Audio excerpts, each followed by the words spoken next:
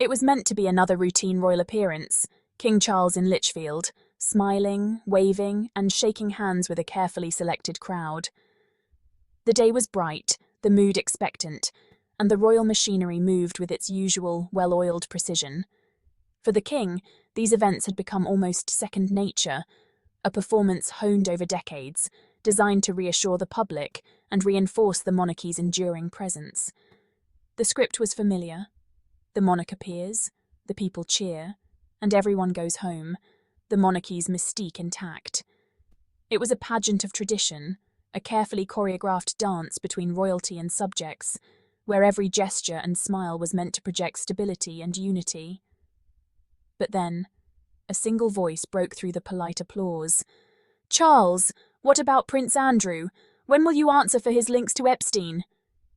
The words rang out, sharp and unexpected, slicing through the orchestrated calm like a bolt of lightning.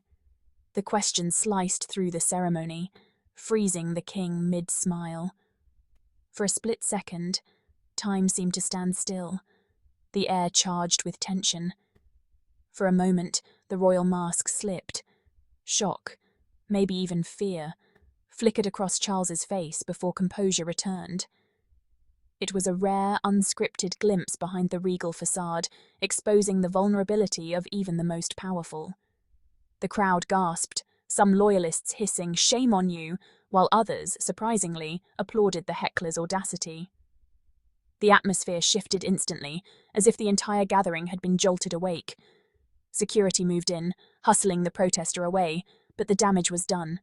The illusion of control had been shattered, and the question hung in the air, impossible to ignore. The question had punctured the royal bubble, exposing the uncomfortable truth beneath the pageantry. Suddenly, the event felt less like a celebration and more like a reckoning. This wasn't just heckling, it was a direct hit on the monarchy's most glaring wound, Prince Andrew. The scandal that had haunted the royal family was now front and centre, impossible to brush aside. By invoking Epstein's name, the protester forced a reckoning, turning a mundane event into a moment of historic significance. The crowd, the press, and the world were suddenly reminded of the questions that still lingered, unanswered and unresolved. The king's hurried retreat to his car spoke volumes. His departure was swift, almost desperate, as if he could outrun the shadow that now loomed over the day.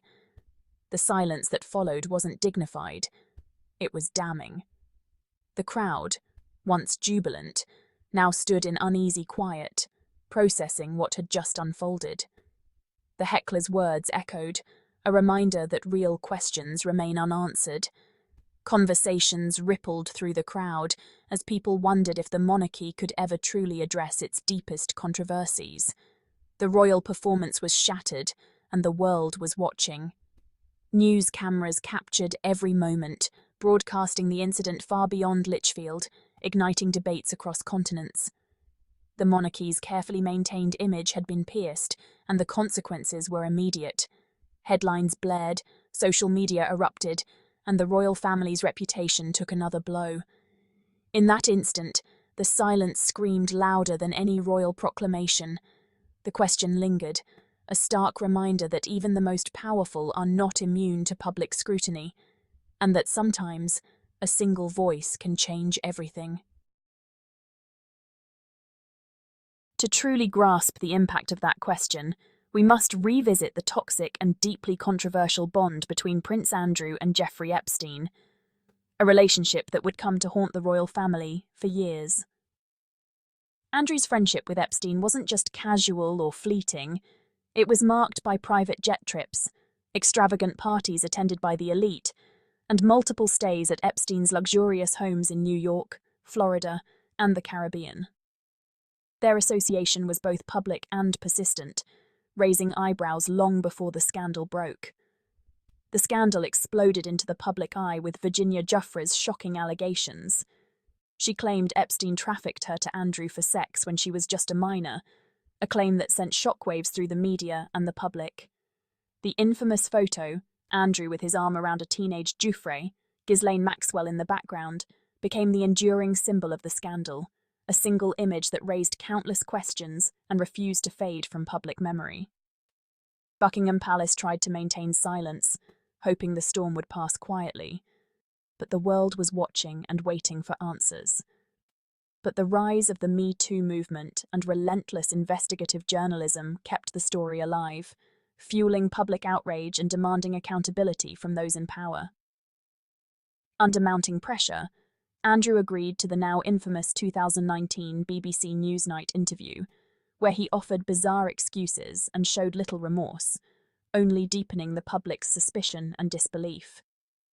His alibis, claiming he was at Pizza Express in Woking and that he was unable to sweat due to a medical condition, became national punchlines, mocked by comedians and dissected by the press. The fallout was swift and severe. Andrew was stripped of his public duties and royal patronages, but the questions, and the shadow of the Epstein connection, remained, refusing to disappear. The scandal was no longer just about Andrew's actions. It became a test of the monarchy's willingness to protect its own, and a symbol of the public's demand for transparency and justice at the highest levels of power.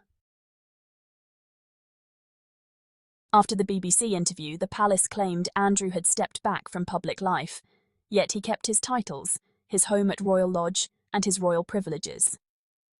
Photos of Andrew riding horses and attending family events sent a clear message. He was still in the fold. The public saw through the PR. His removal was a facade. Andrew settled Geoffrey's lawsuit for a vast sum, with no admission of guilt and no clarity on who paid. The palace's secrecy fueled suspicions of a cover-up. Andrew remains a symbol of royal impunity, shielded from consequences by birthright. The promise of accountability rings hollow as long as he enjoys the perks of royalty. The contrast between Andrew and Harry is stark. Andrew, accused of sexual assault, keeps his titles and home. Harry, for marrying Meghan and speaking out, is exiled. Harry and Meghan lost their HRH status and security, while Andrew's scandal is treated as a private matter. The message: challenging the institution is a greater sin than associating with a sex offender. This hypocrisy fuels public anger and erodes trust in the monarchy. The system protects its own, punishing those who threaten its image. The monarchy's double standard is now its greatest liability. At the centre stands King Charles. Did he know the full extent of Andrew's actions and choose silence, or was he kept in the dark? If he knew, he's complicit. If not, he's incompetent. Either way, the king is trapped by a legacy of secrecy. The old strategy, never complain, never explain, no longer works. Charles's brief look of panic in Lichfield revealed the pressure he faces. Every decision about Andrew now lands at his feet. The public demands answers, and the king can no longer hide behind palace walls. In the past, a heckler's question might have been buried by palace PR, but in the age of smartphones, the Lichfield moment went viral within minutes. Hashtags like @Royal Epstein, Inquiry trended, and memes mocked the monarchy's response. The palace lost control of the narrative before it even began. Social media has become a digital guillotine, shattering the monarchy's carefully curated image. The public is now an active participant, fact-checking and amplifying every royal misstep. The Andrew scandal thrived online, where users refused to let it fade. The heckler was the voice of a digital movement demanding accountability. The monarchy's old tools, press releases and photo ops, are powerless against the online tide.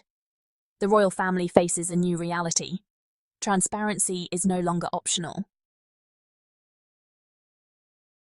Calls for a royal Epstein inquiry are the palace's worst nightmare.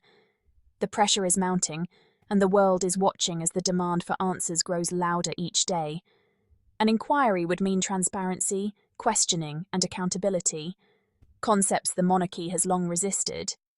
For centuries, the royal family has operated behind closed doors, shielded from the scrutiny that ordinary institutions face.